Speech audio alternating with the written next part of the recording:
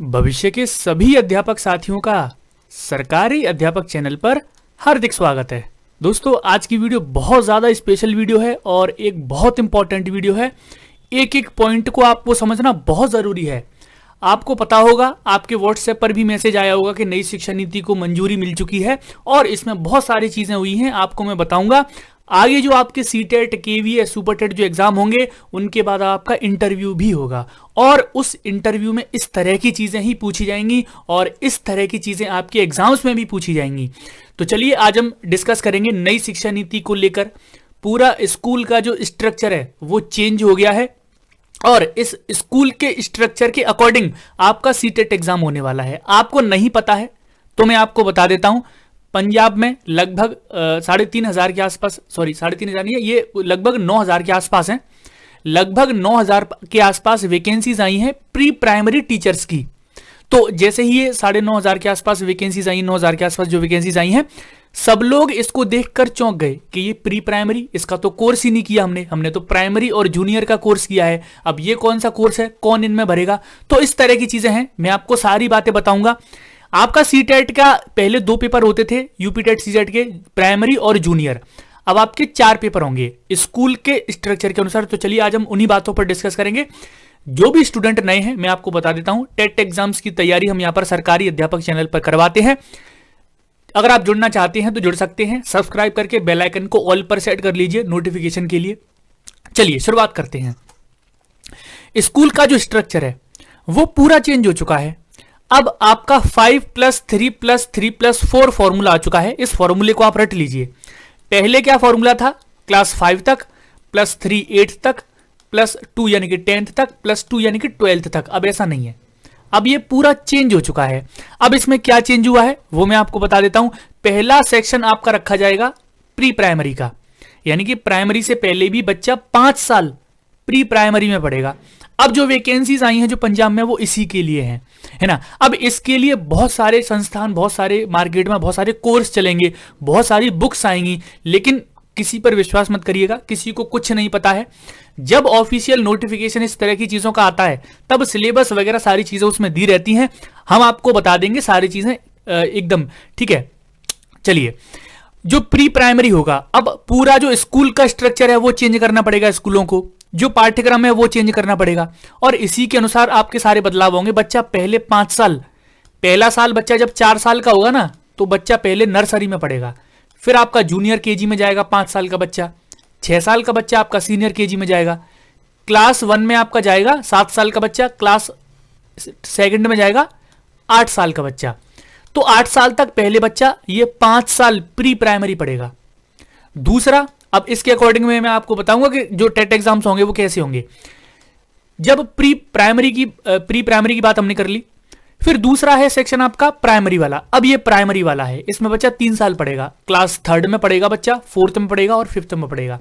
9, 10, 11 साल का बच्चा, ठीक है। फिर उसके बाद अपर प्राइमरी आता है, इसमें भी बच्चा 3 साल पढ़ेगा, 6, 7 और 8th क्लास में पढ़ेगा, ठीक है। फिर आपका सेकेंडरी आता है जिसमें बच्चा 4 साल पढ़ेगा, 9th, 10th, 11th और 12th।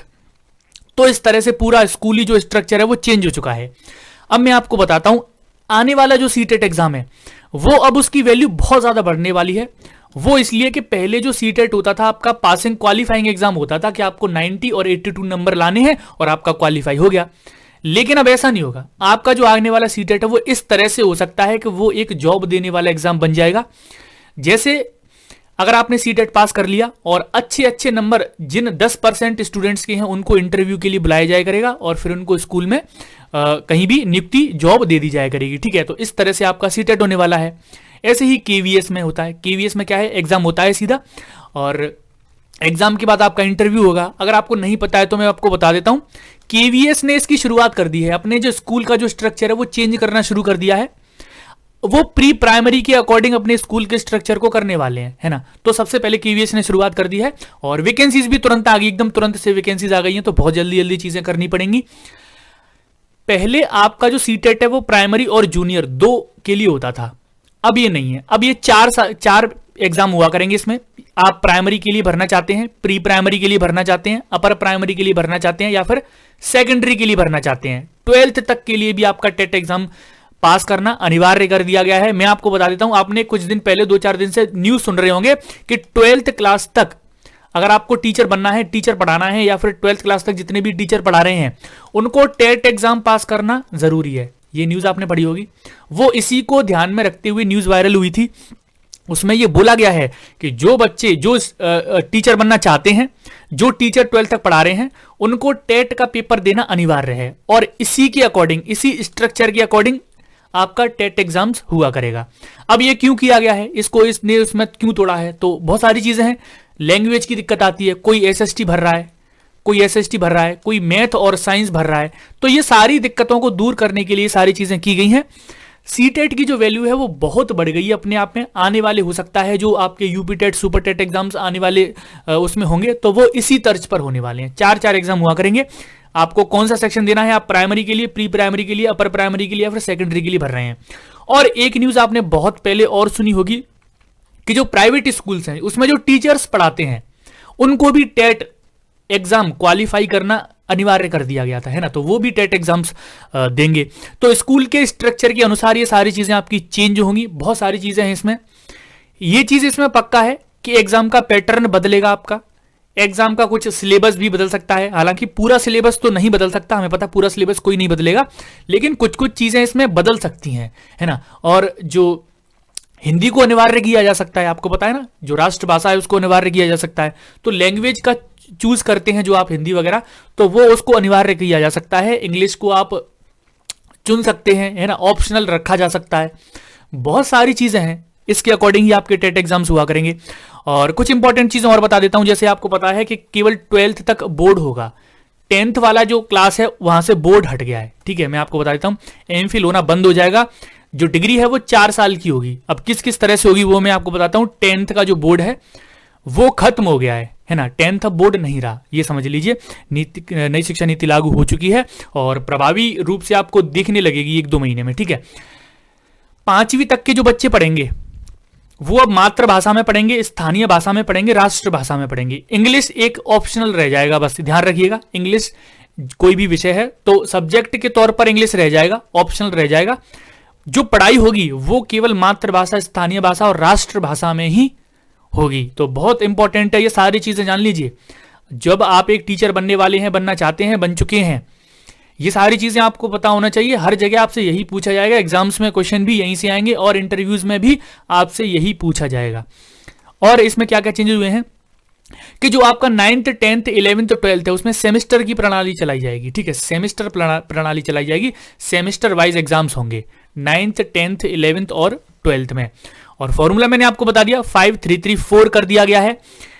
कॉलेज की जो डिग्री है वो 3 से 4 साल की होगी। मैंने आपको बता दिया 3 साल से नहीं, 4 साल की ही होगी। और उसमें पहला साल अगर आपने पढ़ा है केवल तो आपको सर्टिफिकेट दे दिया जाएगा, दूसरा साल पढ़ा है तो डिप्लोमा दे दिया जाएगा, तीसरा साल पढ़ा है तो आपको डिग्री दे दी जाएगी। इसके अलावा बहुत सारी चीजें हैं कि आप 3 साल की डिग्री करना चाहते हैं, इसके अलावा आप 4 साल की डिग्री करना चाहते हैं, हायर एजुकेशन में जाना चाहते हैं, तो 4 साल की डिग्री करने वाले जो छात्र हैं वो 1 साल में एमए कर सकते हैं। जैसे 3 साल आपने ग्रेजुएशन पढ़ा, फिर 1 साल आप और पढ़ लो, आपकी एमए भी हो गई।